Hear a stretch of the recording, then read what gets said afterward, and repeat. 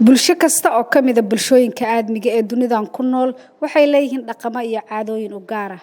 Hidaha iyo dhaqanka Soomaalidana waxaa ka mid ah samaynta hilibka loo yaqaan oodkaca ama luqmadda, iyadoo ay Soomaalidu ay u adeegsato aroosyada, casuumadaha, soo dhaweynta, isu hadiyeynta iyo wixii la mid ah. Si gaar ah ayaa loo sameeyaa sida hilibka loo salo amaba loo jaro markii laga dhigayo oodkac ama luqmad. TV-ga Jubbaland ayaa booqday xarun lagu sameeyo oodkaca, waxaana halkaasi kula kulanay haween badan oo u diyaarsan isla markaasina ku jira howlahooda. Fikradani ayaa waxay ka soo maaxatay Maama Safiya Xaaji Baale oo ka mid ah hooyooyinka degan magaalada Kismaayo, iyadoo u soo bandhigtay qaar ka mid ah haweenkan hawsha la wada isla markaana ay la qaateen, waxayna hilibkani ka iibiyaan cid kasta oo soo dalbata. Haddaba waxaan wareysi la yeelanay Maama Safiya Xaaji Baale oo ah madaxa Kulmiye Women Group.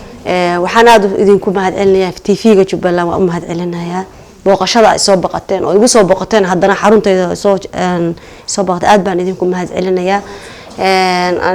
inta kadib Allah mahad iskale, ana Ilaahay ka sokow groupka maskaxda ay ana iga timid aniga gabdhaha walaalaheeya, waxaan ahaa gabdho hadda ka hor tababar ka qaatay SWSO ama iskaashanayso gabdho ay tababar siisay baan ku jiray. kadib markii waxayna bareen anaga barnaamij kale oo shaambada uunsiga dhar kariska ayna bareen, lacag yar oo maalgelisayna siiyeen. lacagtii markaa wax yar oo wax muhiim ah oo shaqo weyn lagu qaban karo maysan ahayn.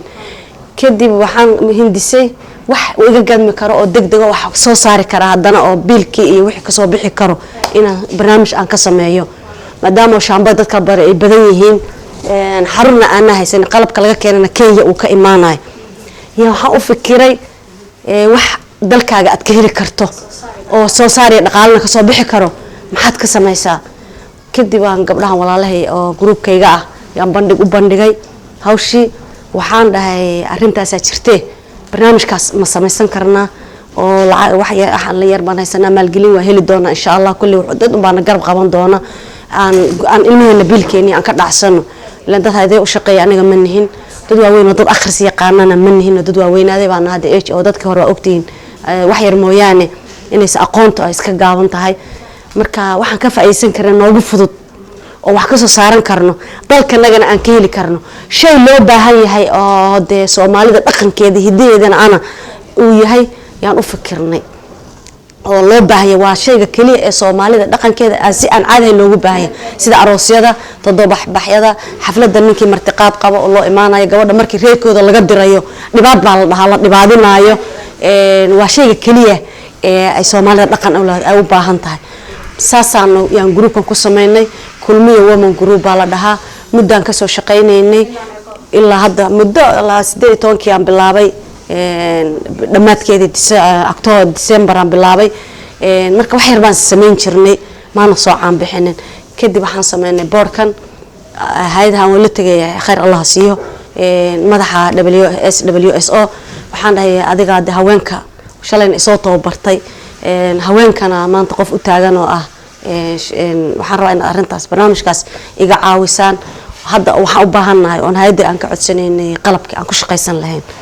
waxaan hadda aan aad waliba aan sirjeynaa haddaan helo waxna garab qabta barnaamijka inaan sii ballaarino. aan u diyaarinay noocan aan ugu diyaarinay inaan u sameyno $2 si wiilka sii ordaya shaqada u socdaa, xabadiisa rootiga iyo koobka shaaha qac uu ka sii siiyo. waxaan ugu baaqayaa qof kasta oo maskaxdiisa inuu tuujiyo oo uu ka soo saaro fikir hal abuur la yimaado oo si uu gabdhaha uu soo bixiyo oo anaga oo kala ama hilib ha sameeyaan ama hadda farshaxanada ha sameystaan. qaar badan oo hadda ka faa'iideysto sameeyaa jiro.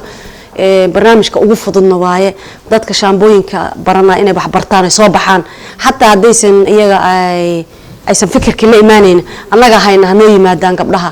waxaan ugu baaqayaa IOM iyo SWSO labadooda madaxda, waxaan ugu baaqayaa inay naga caawiyaan qalabkii aan ku shaqeysan lahayn iyo xaruntii aan ku sii ballaarin lahayn ee gabdhaha kale ee walaalaheena ee jooga guryaha ay ugu imaan lahaayeen.